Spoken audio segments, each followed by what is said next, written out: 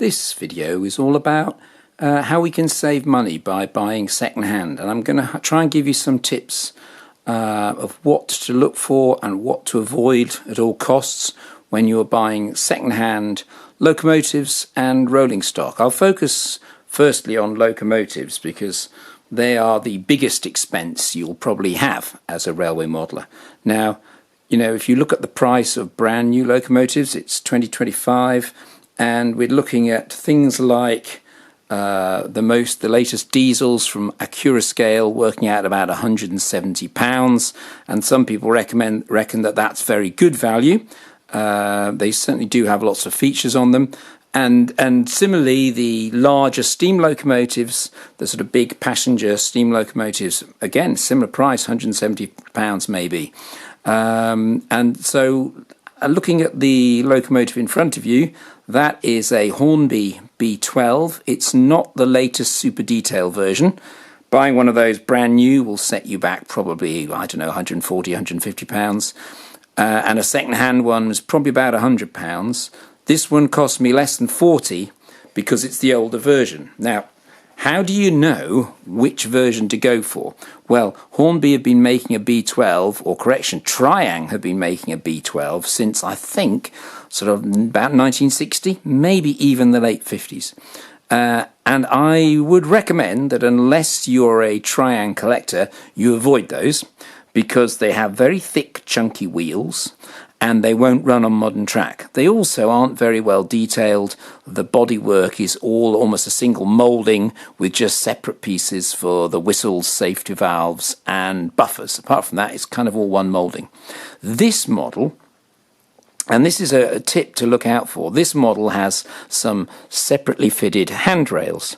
And in my opinion, if you want to get good quality second-hand Hornby models, look out for the ones that have got separately fitted handrails, whether they're made in the UK or in China. Now, this one happens to be made in China. How can you tell the difference between a UK-made and a China-made one? Well, have a look in a minute. But this is a super-looking locomotive. And here's another locomotive. Now, this one is a bit of a hybrid, it turns out. It's a Hornby J52, but it's in Great Northern Railway livery. Now, Hornby have just released, I haven't got a model of it yet, just released a super detailed, much more modern version than this, which will be very accurate, but it retails at about £160, something like that. Whereas this one, again, cost me about £30. Now, let's bring it close into the picture and zoom in a bit closer. This one, I'll say, is a hybrid one. It's got a chassis that's made in the UK. You can always tell the UK-built chassis from Hornby. They've got shiny wheels and shiny coupling rods, and or are those the connecting rods? I'm never quite sure. Anyway, the Hornby models made in England, always shiny, whereas the Chinese ones have chemically darkened wheels. The same goes for handrails. The Hornby made in England versions have kind of plain steel handrails that are relatively shiny, whereas this one has got a Chinese body on top of a UK chassis, and so the handrails, and there's quite a few of them, it's quite nicely detailed, are all black or metallic, sort of metal, dark metal sort of colour. Anyway, let's have a look at, I'm just going to get this, I'm going to slide this one out of the way because it's not actually on a powered bit of track at the moment, and we'll look at the B12 and you'll get a feel for how well it runs. We just will zoom out a bit.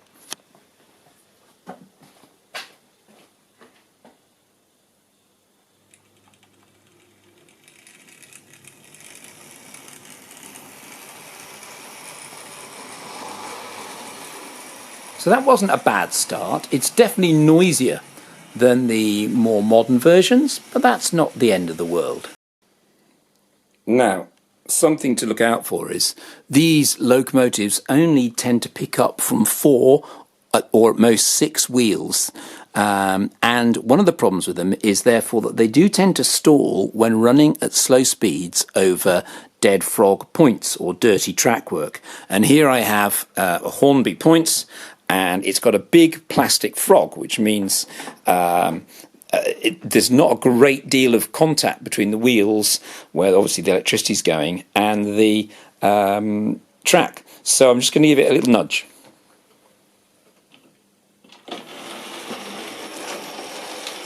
So if you want really good running, some locomotives are better than others. They pick up for more wheels. This one needs its wheels cleaning quite clearly. Here's another Hornby model that I'd recommend. This is the D49 Hunt or Shire class. It's a 440. This one is made in England. It's got the shiny valve gear and so on, and the relatively shiny handrails. But considering it's also only got a 3-pole motor, it's a pretty good runner. Again, a bit more noisy than the more recent models from China, but still a good value. Again, it cost me about £40, I think.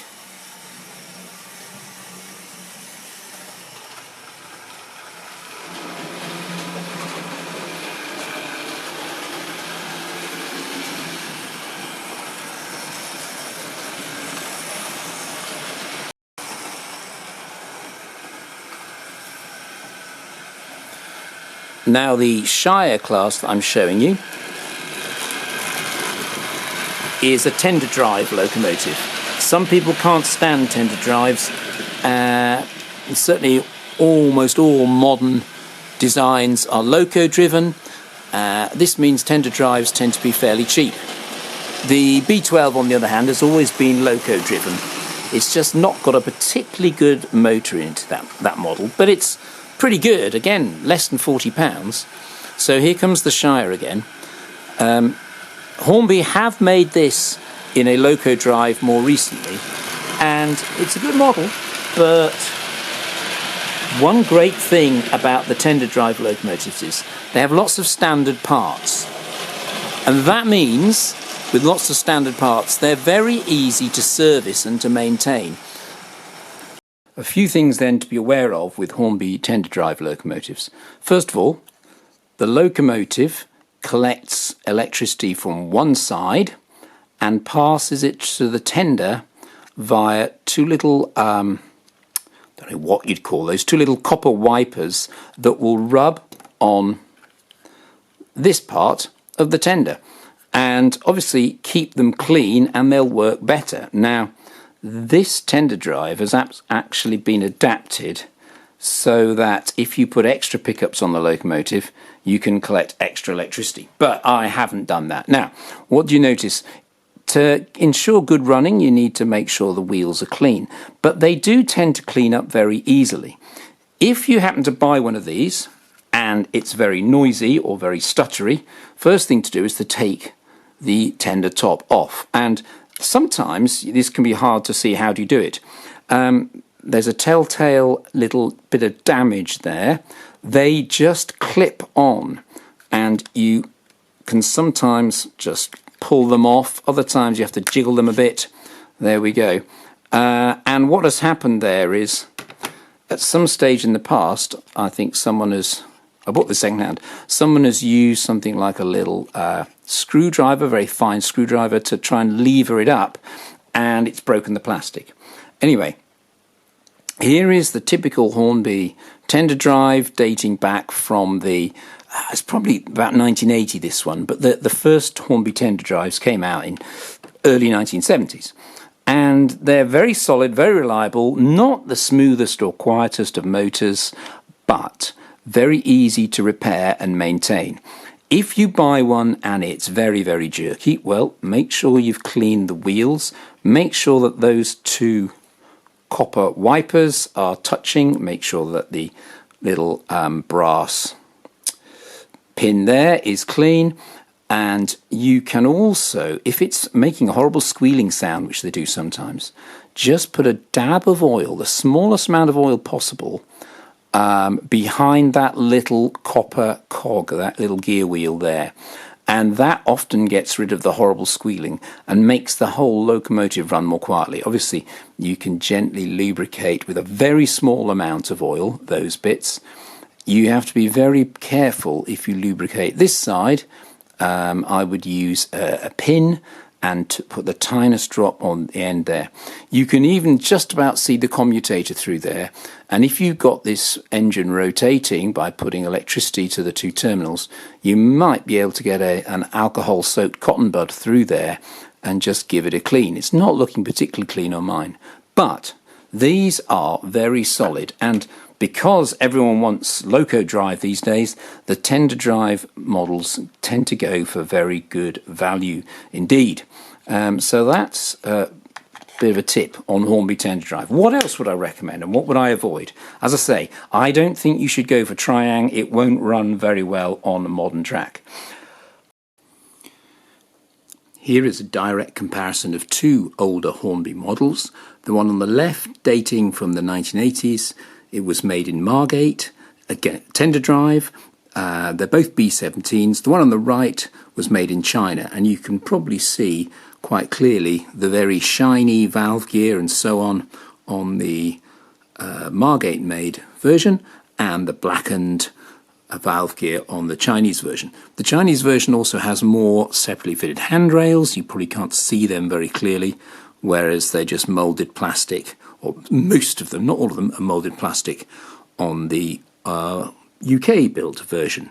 And the Chinese version also has a 5-pole motor, and it has extra pickups on the locomotive, so it does run more smoothly.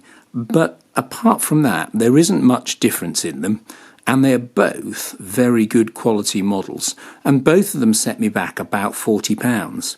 Now, if you were to buy a brand new B17 now, it'll probably cost you, I don't know, 150.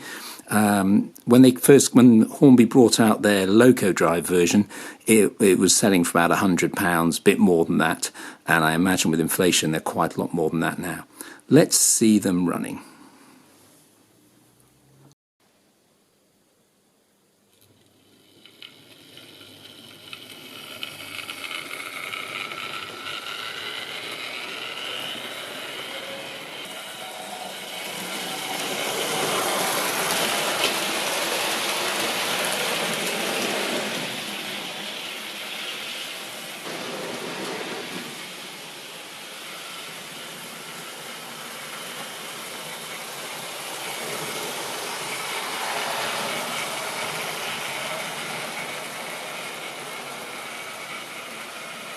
Another brand that's very good, and probably better than Hornby even, is the old Hornby 00, but you've got to make sure it's 2-rail, or Wren.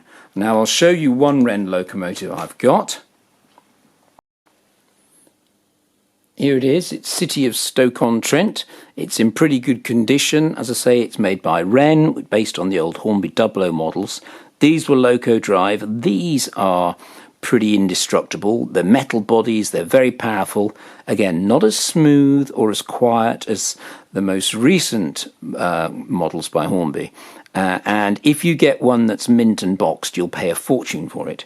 But if you get one that's a bit battered and it's not in its original box, they are so much cheaper. And if you're only interested in running your locomotives, you're not someone who just collects them, then the box doesn't really matter, does it? Let's get this one going.